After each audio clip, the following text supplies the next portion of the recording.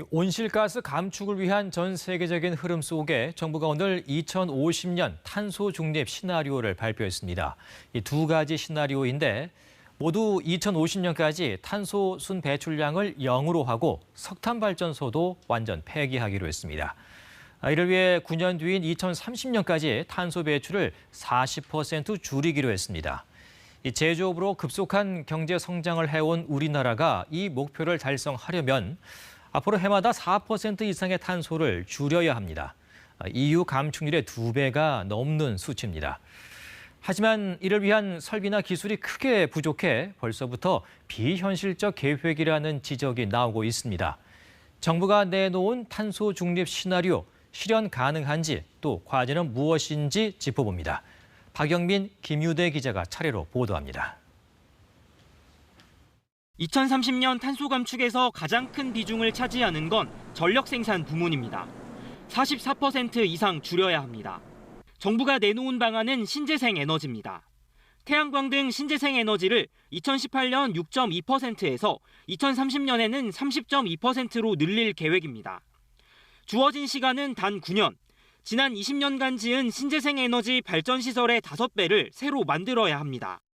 탄소 중립은 우리 경제 사회 전 부문의 구조적 전환을 수반하는 어려운 과제이지만 기후위기를 극복하기 위해 피할 수 없는 길, 가야만 하는 길입니다. 목표 달성을 위해선 태양광 발전 시설을 짓는 데만 서울 면적의 70%가 더 필요합니다. 하지만 기존에 짓던 곳도 주민 반발에 부딪혀 사업 진행이 차질을 빚고 있습니다. 실제로 이 간척지에 지으려던 대규모 태양광 단지는 주민 반발로 무산됐습니다. 인근 해상풍력단지도 조업에 악영향을 미친다는 이유로 주민 반대에 부딪혀 있습니다. 우리 지역에서 쓸 전기도 아니고 수도권으로 다 가져갈 전기인데 우리 이 천혜의 자연 경관을 망치면서까지 그거를 추진한다는 것은 전력망도 문제입니다. 전남 신안군의 이 태양광 발전소는 지난 3월 2차례 가동을 중단했습니다. 풍력 발전 비율이 높은 제주에서도 생산된 전력량을 송배전망이 감당 못해 지난해 나흘에 한 번꼴로 발전기를 세워야 했습니다. 늘어나는 신재생 에너지 발전량에 맞춰서 송전망을 추가로 지어야 하는데 이 과정에서 해당 지역 주민들의 반발도 넘어야 할 과제입니다. 지금도 이 밑으로는 22,900볼트는 돌아가고 있는데 그보다 7배면은 15만 4천 볼트가 이제 가겠다 이거예요. 여기에 오는 2034년까지 송배전망과 저장시설 구축에 드는 29조 원 이상의 막대한 예산을 어떻게 마련할지도 숙제입니다. KBS 뉴스 박영민입니다. 연간 1억 톤 넘게 온실가스를 배출하는 철강 산업. 산업 부문 배출량의 30%를 차지하는 탄소 배출 1위 업종입니다. 샘물을 만들 때 석탄이 들어가는데 이 과정에서 이산화탄소가 쏟아져 나옵니다.